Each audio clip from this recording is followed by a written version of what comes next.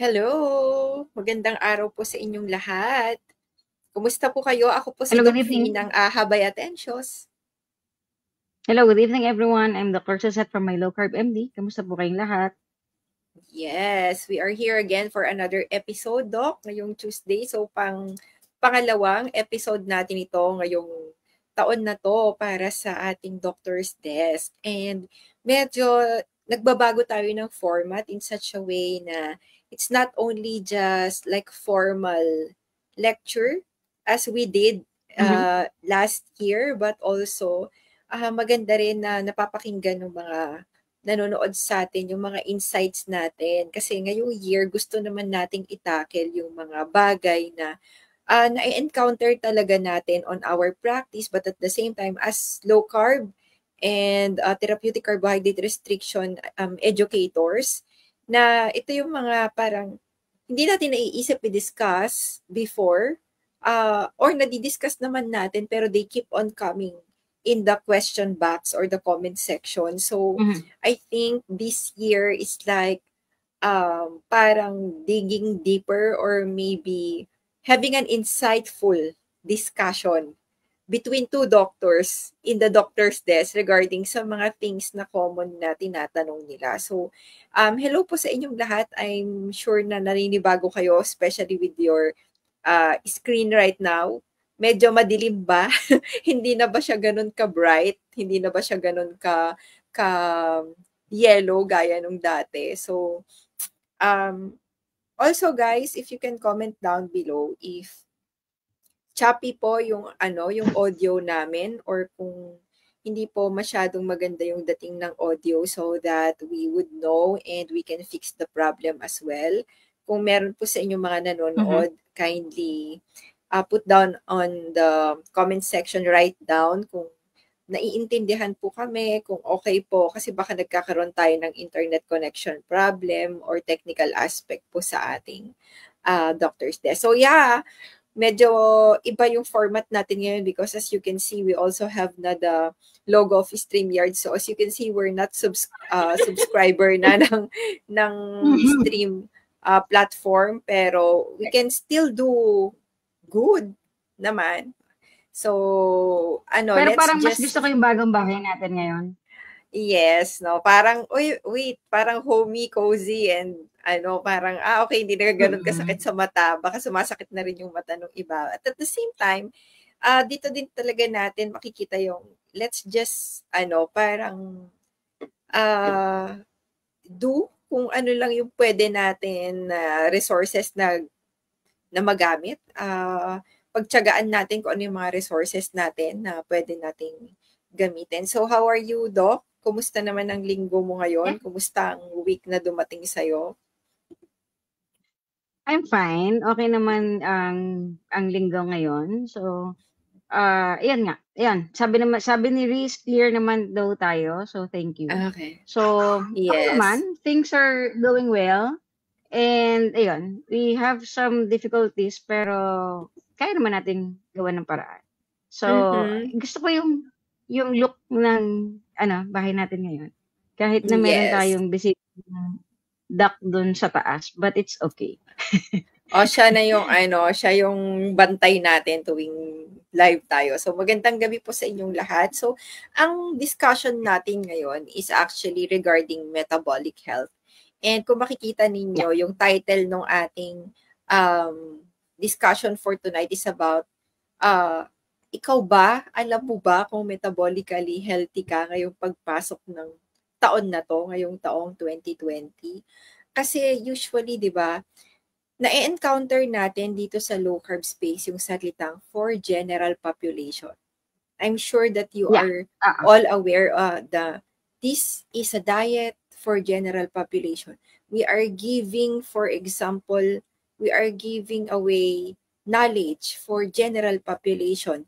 Itong binibigay namin ay knowledge para sa general population at safe ito para sa general population. So, Mhm. saan ba nahahati or paano mo ba masasabi na kasama ka sa general population at kasama ka na dun sa mga tao na hindi napasok sa general population kasi probably hindi ka metabolically healthy? Kasi yun yung mahirap i-identify. And also before we begin, no, let us also make paalala na yung programa natin is only to give educational na tawag dito, educational na mga knowledge, no? Pangkalusugan, we are not here to diagnose your disease. Hindi kami nagbibigay dito or nagda-diagnose. Hindi din kami nagbibigay ng management through this video. So, you really need to undergo a proper consultation kasi yun yung tamang paraan para sa ganun ma-examine kayo ng maigi. Kayo ay mas masusing makita kung sino man ho yung gusto nyo mag-examine sa inyo para sa kung ano mang medical conditions na meron kayo and for tamang management. So, alam mo, Doc, with regards sa practice natin, ito yung mga common. I've been creating videos for quite some time dito sa Facebook page and also sa YouTube. And usually, siguro ina-assume natin as physician na parang alam na nila yung sinasabi natin. But kahit sa pamamasyente, minsan nababanggit natin yung metabolic health or meron kang metabolic syndrome. Meron kasing nagtatanong na, wait lang, Doc, ano ba ang metabolic syndrome? Ano din ba, Doc, ang metabolic health? So, dito nanggaling itong topic natin ngayon, kung metabolically healthy ka ba sa pagpasok ng taong 2025? Kasi gusto natin i-discuss dito, Doc, kung ano ba yung tinatawag na metabolic health. And ano din ba yung tinatawag na metabolic syndrome? Kasi ina-assume din natin minsan that maybe some of the viewers already knew what metabolic health is and what metabolic syndrome is. So sometimes we're discussing things regarding optimizing or pagpapaganda ng metabolic health na hindi pala nila alam ano yung metabolic health in the first place and how can they identify if there is a need for them to know kung meron ba silang metabolic health problem. Okay. So sa mga nandito po na nanonood, I hope na masundan ninyo yung ating mga discussion. Sabi ni Ma'am Sir Janowa, mapapanood po ito ng replay sa YouTube. Let's see. Yung time din kung kakayanin. Kasi usually, si Doc Suzette ang masipag maglagay sa YouTube. And sorry guys, kasi hindi na siya simultaneous sa YouTube. Kasi nga, pag free yung StreamYard, usually hindi na siya pwedeng simultaneous isang platform lang yung isang pwede. Platform lang, oo. So, yun po yung ating pag-uusapan ngayong gabi. So, as physicians, no, ito yung kagandahan na as physicians, we can discuss metabolic health and what metabolic syndrome is in this video tonight. So, ang una natin, syempre, ang pag-uusapan, ano ba ang metabolic health? Ikaw, Doc Suzette, how do you explain, for example, metabolic health to somebody who really doesn't know anything about it so that we can also give our own insight kung paano natin siya na-explain sa mga pasyente natin? Kasi minsan, ito po, kailangan nyo alagaan yung metabolic health nyo. Tapos, nagugulat ako na, nga, sorry, hindi pa pala alam ng pasyente kung ano yung metabolic health. Okay. This was originally, nakita ng mga scientifico o sa pag-aaral. Itong metabolic syndrome na to, noong inaalam nila kung ano yung mga risk factor na associated with atherosclerosis. And we know atherosclerosis is yung pagbabara ng ugat. Kung paano nagkaroon ng pagbabara yung ugat na siyang nagiging sanhi ng heart attack. Kasi during this time, ito yung hindi pa ganoon kasikat ang sakit sa puso. And first time na may isang politiko sa Amerika, the president at that time, na namatay siya because of the heart attack. And iniisip nila kung bakit nagkaroon ng heart attack si president ng US at that time. So, nung dinidig in nila kung ano yung mga risk factor, and then they discover this term na metabolic syndrome. And it is comprised of abdominal obesity, high blood pressure, high blood sugar, high serum triglycerides, and low serum high density lipoprotein or HDL. So, i-repeat natin ha. So, abdominal obesity, mataas na blood pressure, mataas na blood sugar.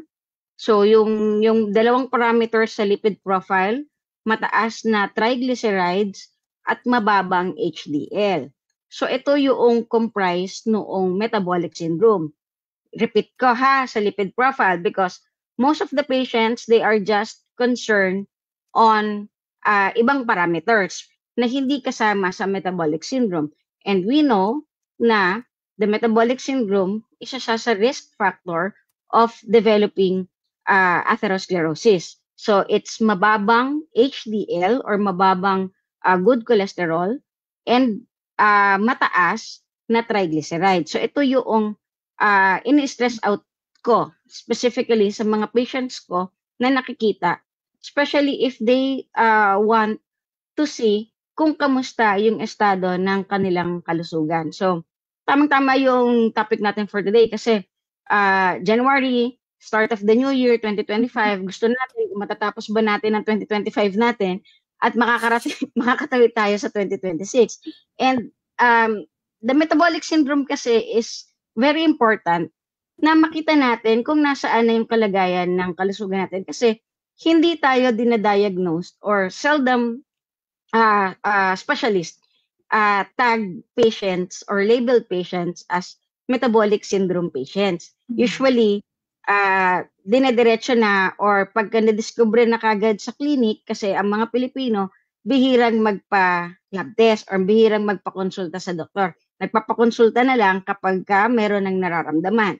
Kapag tapos automatically sa clinic madadiagnose na kagad sila ng hypertension or diabetes. Labeled na kagad as hypertension, labeled na kagad as diabetes. Ganoon na kagad yung diagnosis ng doctor. But pwede ka rin naman kasing malabeled ng metabolic syndrome sa clinic without actually stressing na meron ka na kagad na hypertension or kumbaga kumakatok ka na sa pintuan ng may diabetes, pintuan ng may high blood.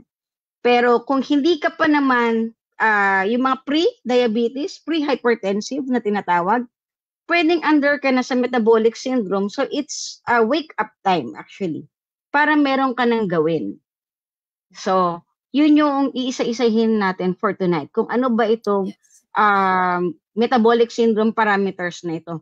And para masabi natin na meron kang metabolic syndrome, kailangan mo at least 3 lang out of these 5 conditions. So, combination.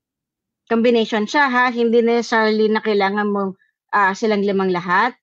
Kailangan mo lang 3 para malabel ka as metabolic syndrome. So, hindi ka pa clean cut na may hypertension, hindi ka pa clean cut na may diabetes, pero mga pre-hypertension, pre-diabetes, pwede ka nang i-labeled as metabolic syndrome kung meron kang 3 out of the 5. But it's already, di ba, showing a derangement. So, kung titignan natin kasi, no, people cannot understand, ano ba kasi yung metabolic health din na yan? Like, why do I need to care about the metabolic syndrome? Kasi syndrome is already abnormality. So, alam niyo po mga, mga viewers natin, mga kadidi, metabolic health kasi is actually showing us, pinapakita nito kung paano yung function o kaganda yung function ng katawan natin sa pagproseso ng enerhiya, kung saan niya yun inilalagay at gaano siya kagaling sa paggawa at pag-manage ng energy from the foods that we eat. So, pumapasok dito yung metabolism na tinatawag. So, kung naririnig nyo yung bakit may metabolism, because metabolism is actually the process, isang proseso sa katawan natin on energy creation. So, ibig sabihin, yung metabolism natin, yun yung proseso sa katawan natin kung paano tayo nagko-convert at gumagamit ng enerhiya na galing sa pagkain. Ngayon, kailangan yung maunawaan na sa metabolismo ng isang tao o sa paggamit niya ng enerhiya, hindi ito gaya ng gasolina na pagpasok sa loob ng katawan, ibig sabihin nagpakarga ka ng gas, literal na iko-convert lang ng makina na enerhiya yung gas. Kasi tayo, very complicated yung sistema natin. So kumakain tayo ng carbohydrates, kumakain tayo ng protina, at kumakain tayo ng fat. At hindi tayo gaya ng makina na diretso pagka pinandar mo yung sasakyan, convert ka lang ng convert ng energy hanggang maubos mo yon. Kung gaano kadaming gasolina, ganun mo rin siya magagamit. Pero our body kasi, pagpasok ng mga pagkain sa katawan, ay meron din tayong mga worker sa loob. Ibig sabihin, meron din tayong mga chemicals na tinitrigger ng bawat pagkain at may chemical na ang tanging purpose din nila ay tumulong sa metabolism. So, ibig sabihin, hindi ka gaya ng makina na dahil pinasukan ka ng gas, para ka lang iikot, tapos i-convert mo na yun as energy.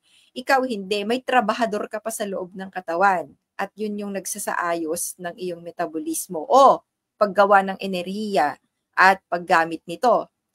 So, when you say metabolic health, pinapakita nito yung kakayanan ng katawan mo to actually create or produce and even use the energy.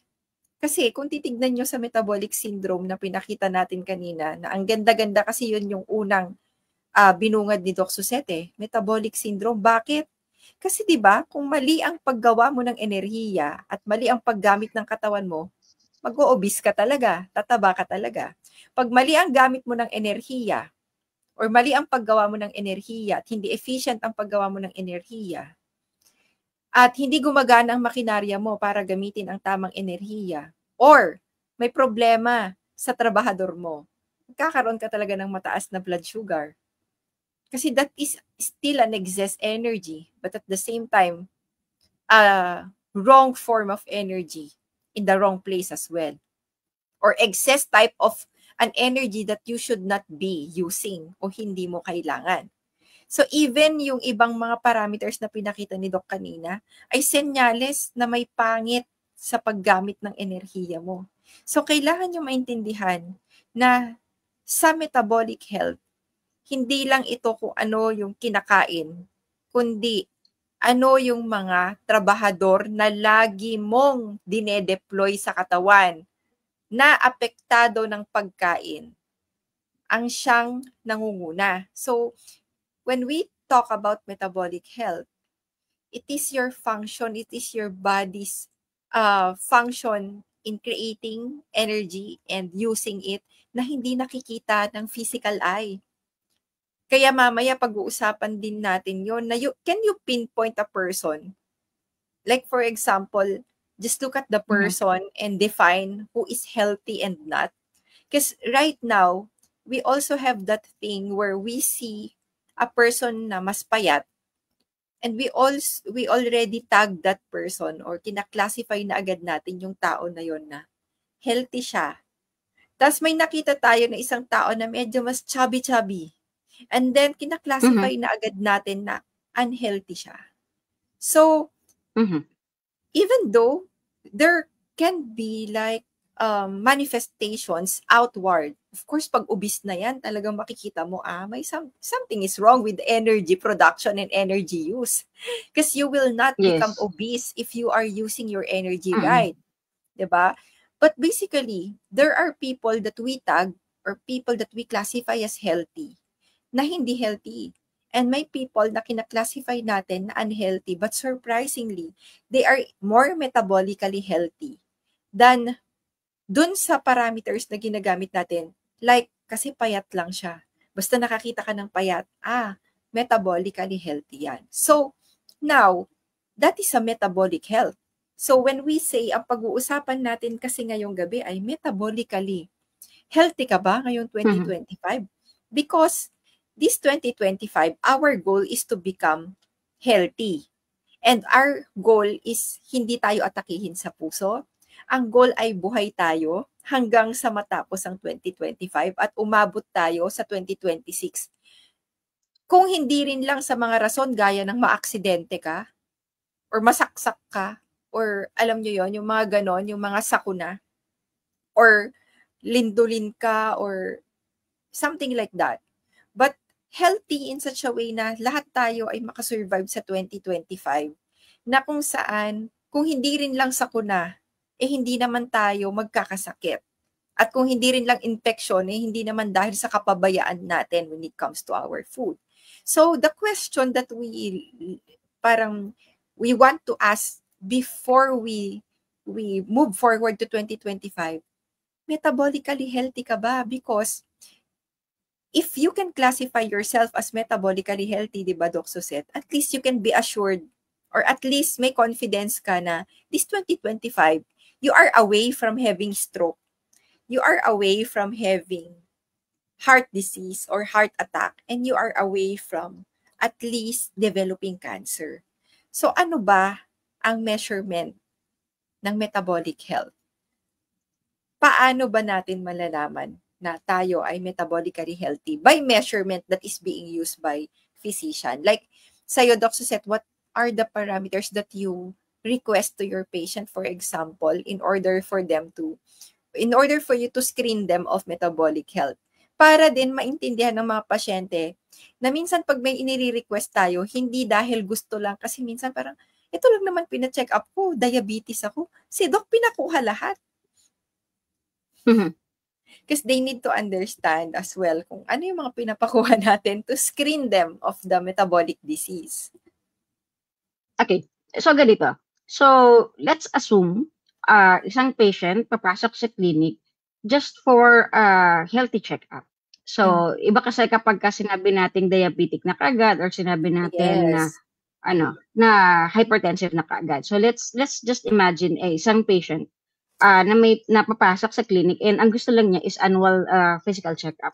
So, the person wants to know kung healthy ba siya, kung okay ba siya, just like a normal or random annual PE na ginagawa kapag meron silang health card or pagka meron silang gusto nilang malaman yung estado ng kalusugan nila sa clinic or yung may mga agam-agam sila na parang may nararamdaman na sila pero wala silang check. So, gusto nilang magpa-check for the first time.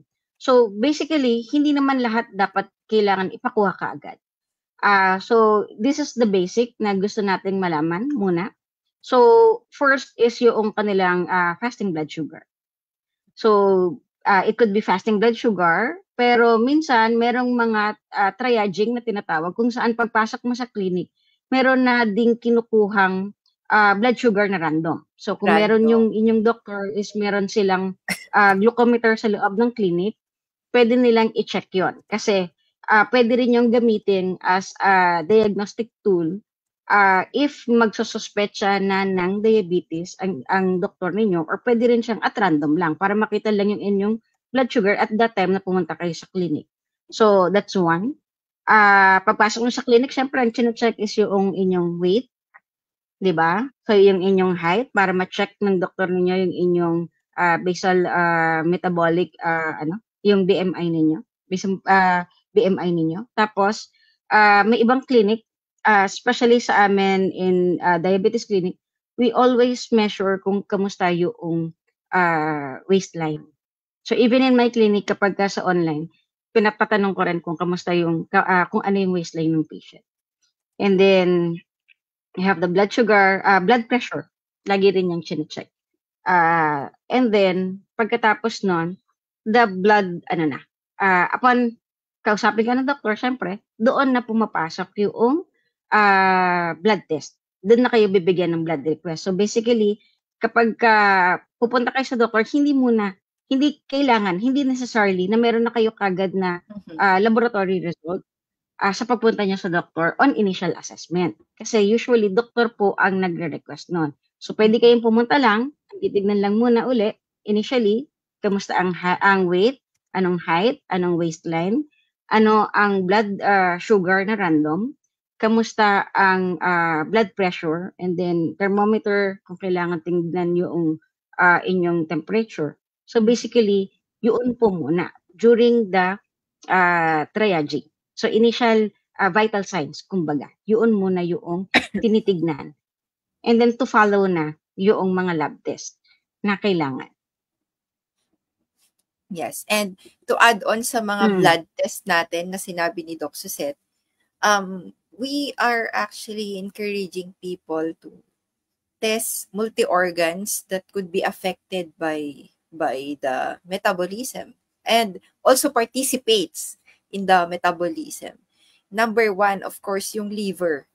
Alam nyo ba, nasabi nga nila, if you want to lower your risk for heart attack, instead of visiting your cardiologist, you should be visiting your hepatologist, because a healthy liver would protect you from having a heart attack, because a dysfunctional liver will actually derange most of the metabolic result. So, chine-check natin yung liver to check about the function of the liver. With or without ultrasound, sometimes hindi necessary na agad kasi medical economics tinuturo din sa atin yan.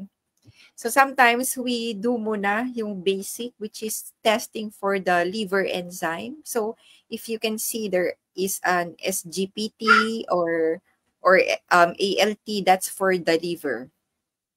I won't be talking about the values because that's not for you to interpret. Again, kasi meron kayong nakikitang normal values sa inyong lab result, napapraning kayo. In fact, hindi kayo ang dapat na nag-i-interpret niyan because clinically interpreted yan ng physician. And we are sometimes also measuring it by fold, not just by... minsan, alam mo, kunwari, let's say, ang normal value is hanggang 45, tapos 46 nag-red. Napapraning ang pasyente kasi nag-red. Yeah. We have such thing as clinically significant increase and clinically not significant increase. So it is up to your physician to interpret the result sa inyo. So ang i-explain lang siguro namin ni Doc Suzette dito is ano yung usual na i-expect ninyo na tinitignan namin when it comes to your metabolic health for us to measure or at least assess other organs that may contribute to metabolic health. Kasi kanina diniscuss ni Doc Suzette ang metabolic syndrome ay ito. Pero ano yun mga organ na sa tingin natin kailangan nating i-protect because they also help in managing the metabolic health of a person. So number one yung liver. Yeah. Yes. If I may add, Fee, no? So basically, itong blood test na to, madadagdagan yung conviction ng doctor. So we Yes. basically have a basic sets of laboratory na iniisip na agad. Laboratory test na naiisip na agad na i-request. But pagpasok nyo nga sa clinic, you meet the doctor, magtatanong yung doctor ng inyong history ng family, history ng if meron kayong bisyo or something na ganyan na all throughout your life, upon nang nakita kayo doon sa clinic, tatanungin yan ng doctor. And then, kung meron kayong mga symptoms na nirereklamo or ipinunta yung reason for visit, then that's the time, magdadagdag ngayon yung doctor kung ano yung mga dagdag pa na blood test. So, I agree with Fee. So, one is the SGPT. Kasi marami pong blood test under the testing ng liver. Yes. Yes. And kung ipapagawa pero yan lahat ng screening lang ang pinag-uusapan natin dito guys, screening lang Yes, screening pa lang to ha. So merong mga ibang mga lab test pa regarding pertaining to the liver na hindi pa kaagad i-request ha. So screening yung sinasabi namin ni Fee para maintindihan ninyo na kasi napapansin ko automatic ang gusto kasi ng mga patients pag pumunta sila sa doctor, lahat meron na kayong blood test and everything. Tapos gusto niyang ipagawa na lahat. And sadly, alam ko na marami sa Pilipino na you can afford going directly to the consultants. But if matutuloy yung gustong modifications ng Department of Health sa healthcare natin dyan sa Philippines, mag-iiba na yung structure, which is katulad ng mga structure ng healthcare abroad. So, basically sa abroad, just a gist, kailangan niyo pong dumaan lahat sa general practitioner, wherein the general practitioner, sila yung mag-a-assess, and then afterwards, sila yung magre-request ng laboratories niyo and everything. And if they find something sa inyo na problem, saka pa lang nila kayo i-refer sa sa specialist. So ganoon yung healthcare sa abroad. So Yes. minsan sasabihin ninyo na nakakainggit sa US or sa UK kasi sagot ng government yung healthcare, binabayaran din po nila yan because they have medical insurance. Tapos sinasabi nyo pa na merong available na ganitong laboratories, pero hindi po ganoon kabilis ang proseso dahil pumipila po sila sa doktor at mahaba po yung pila at hindi po sila kaagad nakakadiretso. If there is one advantage na nakikita ko sa healthcare system ng Pilipinas is pwede kayong dumiretso sa Dumiretso. consultant kung gusto nyo. Yes, oo. Pero first world country, hindi po ganun yung case. You have to wait at hindi po agad-agad. Hindi po kayo makakatakbo sa emergency room nang magpapakonsulta lang kayo ng ubo at sipon at 12 midnight. Hindi po ganon sa first world country. So I'm just explaining things kasi may ganoon po yung mga notion nating mga kababayan sa Pilipinas. So laging buti pa sa ganon, buti pa sa ganyan. But hindi niyo po naiisip na that's your advantage dyan sa Philippines na you can go directly to a consultant. You can go to the ER kasi may health card kayo tapos ang complaint nyo lang po ay ubot sipon for 2, 3, 4, 5 days. Tapos pupunta kayo ng madaling araw kasi wala pong pila. Mga ganun pong scenario. But basically, itong mga blood test na sinasabi namin ni Fee, this is a screening. And let's assume na lahat po ng patients are paying. So just imagine kung gusto niyo na po kaagad ng hindi screening, you have to pay for it. Pero para doon naman po sa hindi enough yung budget, ito po yung pinapaliwanag namin sa inyo ni Fee na the baseline test na ire-request sa inyo just to screen kung ano po yung inyong estado ng health. So, I agree with Fee with the liver. Isa po yan sa tinetest. And siguro ang idadagdag ko, second na ititest is yung kidney function, which is the creatinine, na basic screening na pwedeng samahan ng BUN. At kung in the event na, let's say, it's just a screening. So, BUN and creatinine usually magkasama sila. So, plus the urinalysis. So, yun yung magkakasamang tatlo to check for the renal or kidney function. And talking about screening, you guys have to understand there is a diagnostic and screening diagnostics, and meron din yung pang tingin na talaga nung sakit. Like for example, yung iba natatakot, 'di ba, pag tumataas yung CREA nila. Pero hindi pa yon, screening pa lang yon. Hindi pa natin alam kung ano talaga yung totoong nangyayari sa katawan. Pero when you say screening kasi, yung deviation niya from normal will actually parang may make aware lang yung doctor ninyo na okay, baka may kailangan ka pang i-dig deeper. So, in our blood test, usually, one of my problems then with patients, some of them na gusto magpa-check up, kakapa-appointment pa lang, gusto nang humingi ng request, ng lab request. I'm so sorry if I am not giving a lab request because I have not seen you yet. Not because I do not know kung anong ipapatest sa inyo. There is actually a baseline panel na tinatawag na metabolic panel. So, liver enzyme, it's SGPT, BUN CREA for the kidney, urinalysis is for the kidney as well. We can also check, for example, your uric acid. We can also check, for example, your HbA1c. So, isulat ko lang lahat ng mga possible. And at the same time, your FT4 lipid profile as well, and your FT4 para ma-discuss namin ni Doc Suzette na naka-flash. TSH. So, FT4 is for the thyroid. So, yes. So, ano yan? Panel din yan. So, you have the TSH, you have the FT4, and you have So the this. FTP.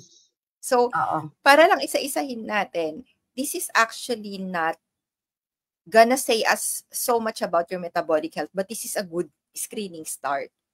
So, kahit sa mga nagpapa-check up na humihingi, yung secretary ko can actually send this. Ibig sabihin, meron kaming format na nagsasabi, ito ang maaari mong ipagawa, pero wala akong any tawag dito request na pirmado ko bakit. One of the reasons is, paano ko maidadagdag pa ako? Because upon seeing a patient, that is the only time that a physician can decide ano yung pinakamahalaga. Kasi aalamin ko rin yung budget ng pasyente, aalamin ko rin kung ano pa yung kailangan. What if pinagawa nyo to lahat, diba, Doc Suset? Only to find out you needed more. Actually, ko lang pa, may CBC pa. Yeah, may CBC on pa this one. On this So, panel, kung titignan natin, paano kung kailangan ko pa ng mas malalim? Paano kung biglang kailangan ko pa ng, let's say, may iba ka pa palang problema na kailangan ko idagdag. So, yung time and effort ninyo, nasasayang. Pero just for the benefit of letting you know how we start to screen metabolic health in our patient, these are the baseline. So, pag baseline, ito pa lang yung pinaka-basic. So, if you have a pen there, kung meron kayong ballpen at meron kayong yung notebook, hindi namin i-discuss ang normal value. But i-discuss lang namin para saan sila. SGPT is a screening test for the liver. So, hindi niya sinasabi kung anong sakit mo sa liver. An elevation of your SGPT could mean a lot. Ibig sabihin, hindi niya sinasabi, just because tumaas ang SGPT mo, hindi niya sinasabi, ito na ang sakit mo. Because anything na pwedeng malfunction ang liver, whether it's an infection, or let's say fatty liver, or a cirrhosis, could increase your SGPT. So, ibig sabihin, this is just a screening for us to know if we need to have a further test. Your BU and creatinine and urinalysis is the screening test for your kidney. So, kung meron ding nagtatanong at kinakabahan dyan sa CREA nila or sa urinalysis nila, tas bakit si Doc Fee or si Doc Suset kalmado lang? It's because this is just a screening test once again. Ibig sabihin, your creatinine could go high even in just dehydration. Merely dehydration. Pwedeng tumaas yan. So, ibig sabihin, it is our job to dig deeper so that ma-explain namin sa inyo kung para saan siya. Pero ito yung mga pinapagawa. Uric acid, HbA1c for the blood sugar, lipid profile, of course, for your cholesterol and triglyceride. FT4TSH is your thyroid. Dahil unang-una, yung thyroid natin, ang function niya is also to help us in our metabolism. So, big sabihin, pag may abnormality rin sa thyroid, magkakaroon din ng abnormality ang metabolic health natin and also our CBC. So, ibig sabihin, if you're a person that you might think na healthy ka, pero you have not done any of these, di ba, Doc Suset? Like, for example, have you experienced, Doc Suset, yung, I am here for a check-up, but I am a well adult. Ibig sabihin ng well adult, wala po akong sakit. Kasi meron ako minsan, chief complaint nakalagay. Tapos previous medical conditions nakalagay, not applicable. Sinusulat nila, not applicable or none that they know of. Yung pala, all this time, wala silang kahit anong test just because they only rely about how they feel. So, yung metabolic health nila, they only rely it with symptoms. Kasi wala akong nararamdaman. I feel generally well. Minsan, ang feeling natin is very subjective. What is generally well for you? Ano ba ang definition mo ng generally well? Kasi kung nag-headache ka na, pero naging normal na yan na part ng buhay mo, you might find that it's just part of your everyday na life. So, you can still say you are generally well. So, ako kahit hinihingal, I can still say na I am generally well. So, I don't need parang find the urge to consult talaga or seek a consultation to find out if I am healthy or metabolically healthy or not. So, these are the things that we used to parang ask the patient to undergo para makita namin. But this is what metabolic syndrome is. This is the real manifestation that you have a metabolic disease. Because when we screen, we are just screening to communicate with the patient if there is a risk na magkaroon siya ng metabolic syndrome. Like for example, pag nag-i-screen ka ng pasyente, di ba sabi nga ni Doc Suzette kanina, ida-diagnose ka lang kung diabetic ka na or high blood ka na or ganito na yung nangyayari sa'yo. But through the screening, we can already tell a patient na tumataas na to. So, ibig sabihin, you know what, 3 years from now or mas maaga pa, if you keep doing what you're doing, you are already at risk for this. Kasi hindi natin hihintayin na magkasakit ka. But metabolically, metabolic health-wise, hindi ka ganun kaganda. Hindi ka pa may sakit. Hindi ka pa abot sa metabolic syndrome. Maybe you're not obese. Maybe you're just overweight. Maybe you only have like a slight increase in high blood sugar. But, kung ang metabolic health ang pinag-uusapan, ang tanong, masasabi mo bang metabolically healthy yon? If they're already parang, ano mo yon, papunta or nagpa-progress na disease. So, meron akong na-encounter. Yes, Doc. Yeah.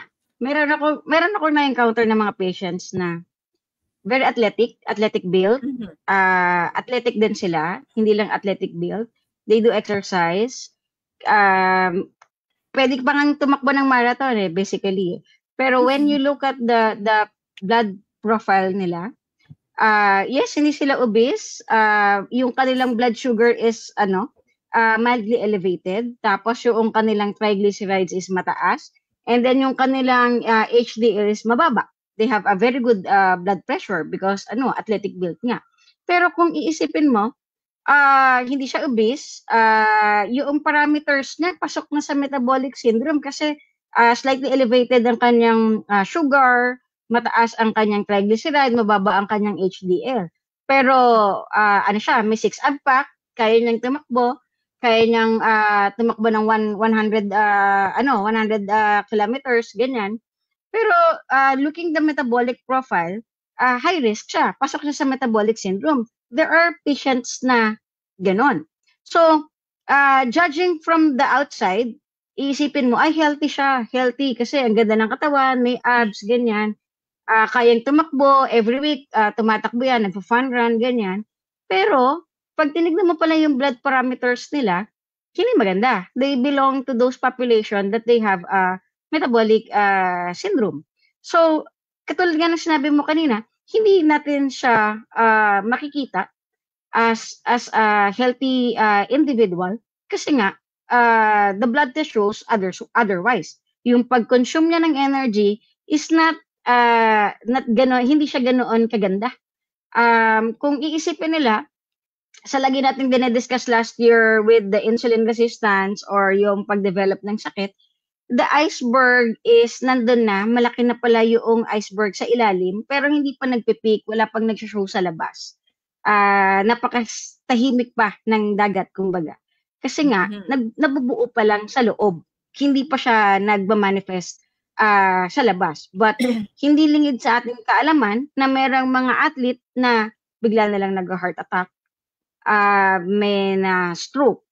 And kapag nag-run ng test, doon palang makikita na yung kanya palang metabolic parameters is deranged. So, meron ng problem with the energy use, energy consumption, and pagpasok ng energy din sa loob ng katawan. So, doon mo makikita. So, definitely, katulad nga, itong question na naka-flash, they are the same ba? Ang metabolic health ba is the same as physical fitness? Kasi madalas natin itong makita, madalas natin marinig. Yung kapitbahay natin, tumatakbo pa. Yan, nag-gym and everything. Pero, bigla mo na lang mababalitaan na, na-hospital si ganito. Kasi na-stroke daw or na-heart attack daw. Yung mga ganyang scenario, it's very common. Not the physical fitness or the physique, the outside aspect or yung outside na nakikita mo sa isang tao is hindi equivalent to metabolic health. It's not always the same case. Yes, and bakit natin 'to finlash? Kasi ito yung napakahalaga kasi dahil yung tanong, metabolically healthy ka ba sa pagpasok ng taong 2025? Sometimes you will just assess that out of, alam mo yung idea na it could be the strength, malakas ako, so siguro healthy ako. Or maliksi ako, so I'm sure na healthy ako. Then magugulat tayo, isang kilalang fitness something, inatake sa puso. Tapos meron naman tayong mga kilala na hindi naman sila pasok, alam mo yung pasok kumbaga sa standard ng what fitness is in our society right now because iba ng standard ng fitness sa society. I don't know if sometimes it's too much. Pero we just want to define what physical fitness is and what metabolic health is. Physical fitness is actually the capability or ability of a person to do what is asked or what is expected for the physical na aspect, such as, for example, kunwari nagpa-check up ka sa akin for medical certificate for work. And then, ilalagay ko kung ikaw ay fit to work or physically fit for work. So, metabolically, you are hypertensive, meaning you are diabetic, you are hypertensive, but then I will ask you, ano bang trabaho mo? At sabi mo, kahera. Or office work lang po, nakaupo. So basically, nakita ko yung ECG mo, hindi mo naman kailangan tumakbo, hindi mo naman kailangan na mag-marathon, for example. Then I will mark you sa medical certificate, fit to work. Kasi fit ka for what is asked dun sa job and at the same time, dun sa physical na dinedemand ng trabaho mo. Now, let's go to certain types of sport as well. You could be physically fit dun sa sport na meron ka, such as kung table tennis yan or whatsoever, but you may not pass with other sports that may require other things such as your joint or anything. So, physical fitness is different from metabolic health. You can still be physically fit but not metabolically healthy. But someone who is metabolically healthy may not also be physically fit. So, hindi sila synonymous pero hindi rin sila interchangeable. So, ibig sabihin nun, metabolic health is something that you work in the kitchen. It's something that you eat. It's something that you manage. Stress and all of those stuffs. This is the lifestyle in terms of your emotion, mental, and also yung how you eat. Physical fitness is something naman na you create effort with your strength. Kasi ang physical fitness naman, yan ay kailangan mo talagang trabahuhin para lumakas. And that speaks about your heart expansion, lung expansion, your heart capacity, and your muscle and bone. So, hindi sila interchangeable. So, pwedeng ako, sedentary ako, pero maayos ang kinakain ko, I may be metabolically healthy, but at some point, I am weak. So, hindi ko pwedeng sabihin, dahil metabolically healthy ako, kami ni Doc Suzette, kaya na namin mag-triathlon. Kasi, magkaiba yon. Iba ang muscle strength, iba yung fitness. Ngayon, the problem nowadays is, you need to have both. Kumbaga, you must be physically fit, but you also must be metabolically healthy because kahit metabolically healthy ka, yung strength ng muscle mo, natatanda ka, and how are you going to move would be affected by your fitness. So, pwedeng hindi ka nga namamatay kasi healthy ka, pero ang hina mo naman. So, hindi ka pa rin makakasabay. Hindi ka pa rin makakalakwat siya ng mas mga matagalan. Kasi nga, yung expansion at function ng heart mo at ng lungs mo, hindi ganun ka-develop. So, kailangan mo yan both trabahuhin. Pero may iba kasing tao na they're just working on, for example, physical fitness, doc, na naiiwan nila yung metabolic health nila only to suffer at the end na mamamatay ka dahil lang akala mo healthy ka. Yun kasi yung mas pangit eh. Buti pa nga yung metabolically healthy. Pag mahina siya, nafe-feel niya yon. Mukhang kailangan ko ng exercise kasi sobrang hina ko talaga kahit wala akong diabetes at high blood.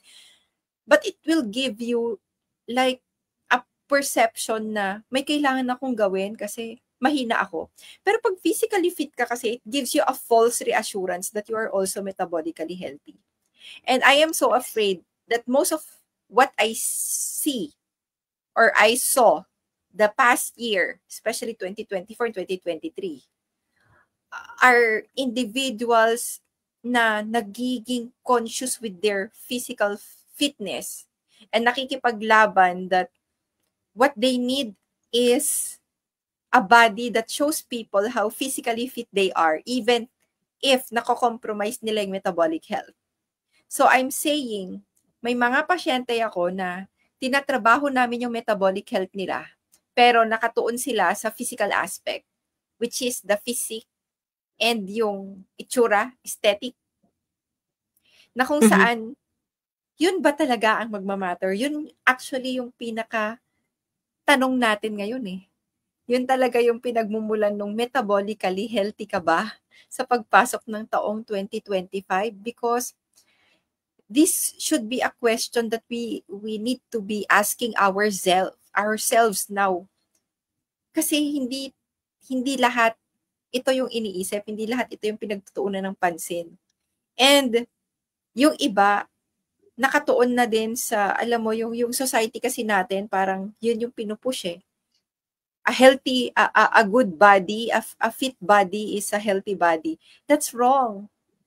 A fit body is not always a healthy body, guys. Hindi yun totoo. So, may mga patient ako na tinatrabaho ko yung blood sugar, tapos pumayat, tapos diwagdag ng blood sugar, nagdagdag ulit ng carbs kasi gustong maging physically fit kasi lalaki daw yung muscle niya or magbabulk daw siya through that way.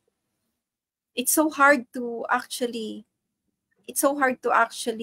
parang iwasan yung knowledge na yun or baguhin ulit yung knowledge na yun because it is actually societal yung nag-i-impose eh. Na kaya so Siyempre sino ba namang ayaw na metabolically healthy ka at the same time aesthetically pleasing to the eyes of the society. Siyempre sino ba namang gusto naman natin 'yon, 'di ba? Pero tatandaan natin, 'di ba? Walang magandang nakakabaong.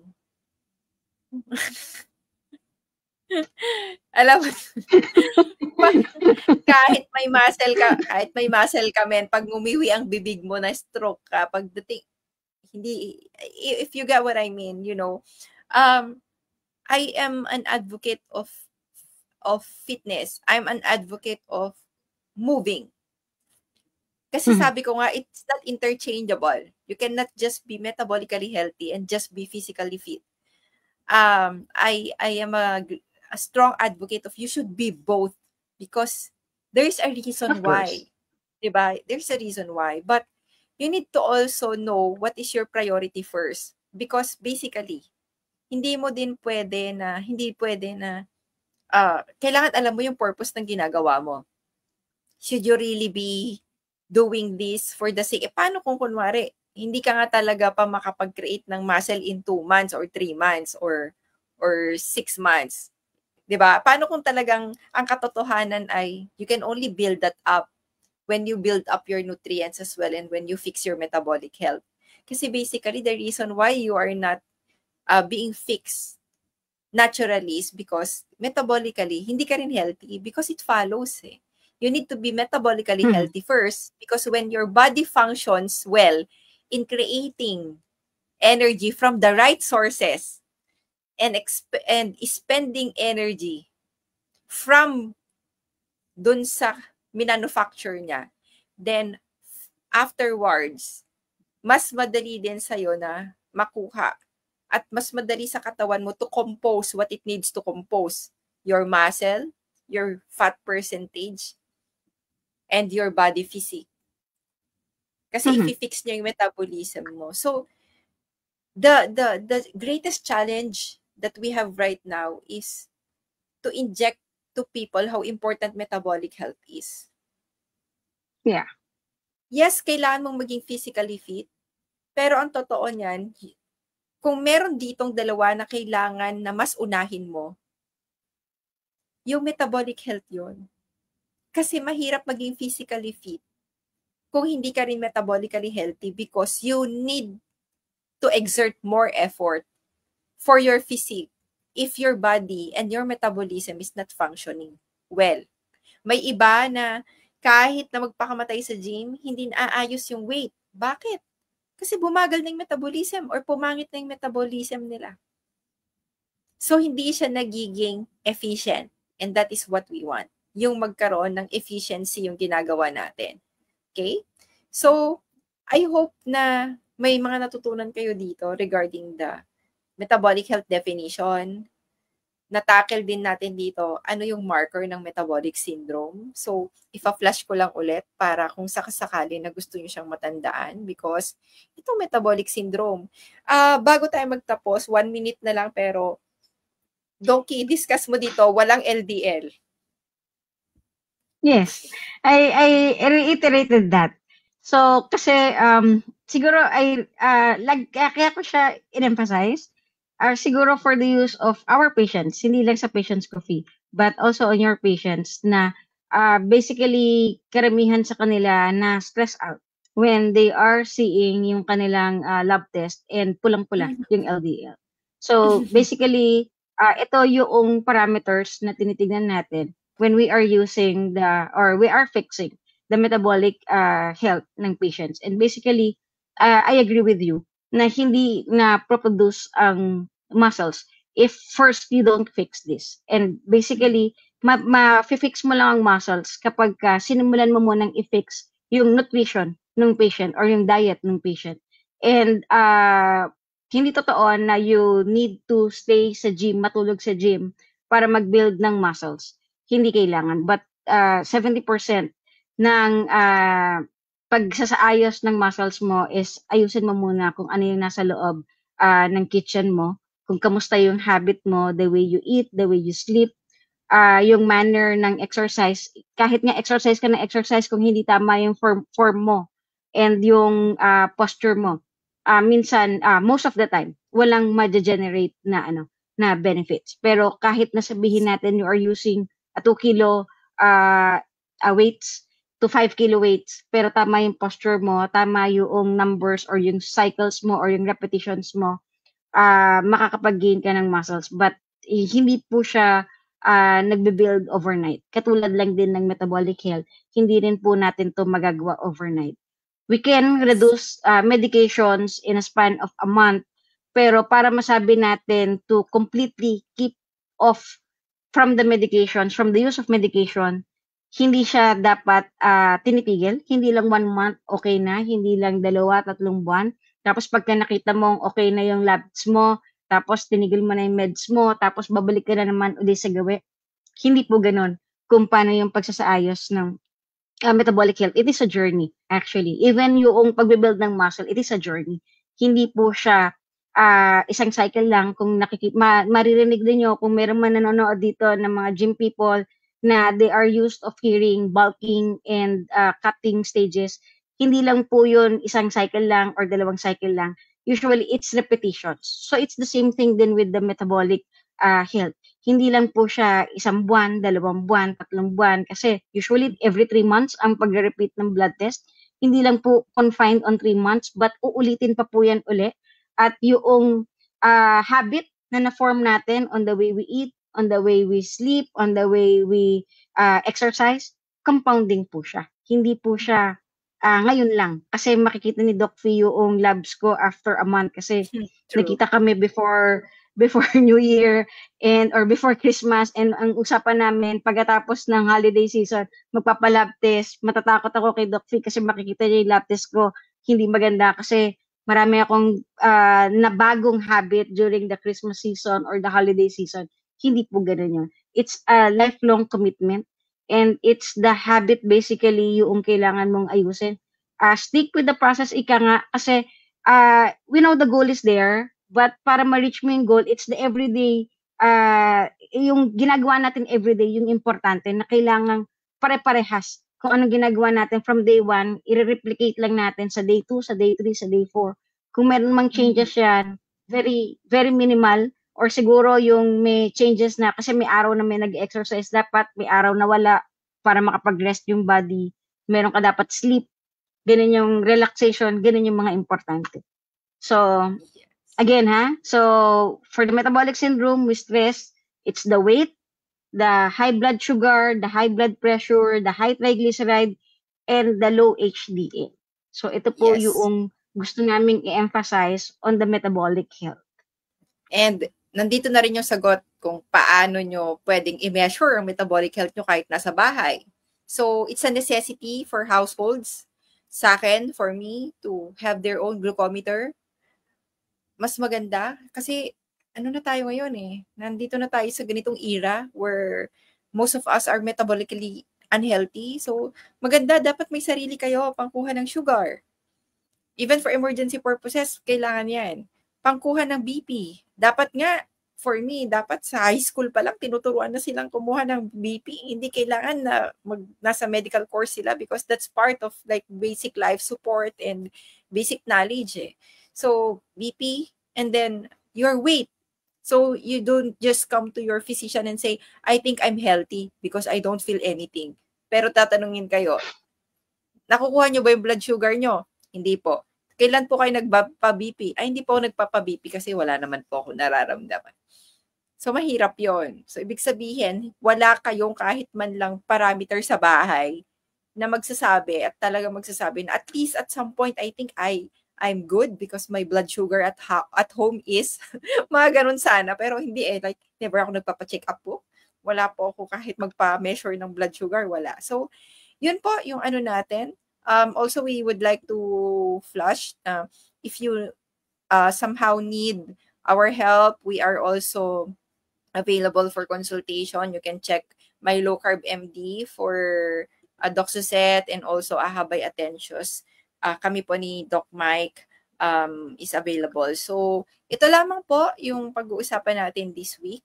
Next week will be Q&A again. So, sa mga may questions po na nag-post ngayong gabi, hindi po kasi Q&A ngayon.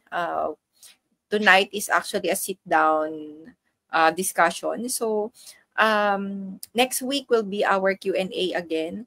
And see you again for another episode of Ask Us Anything in Doctor's Desk. Bye! Bye-bye. Good night.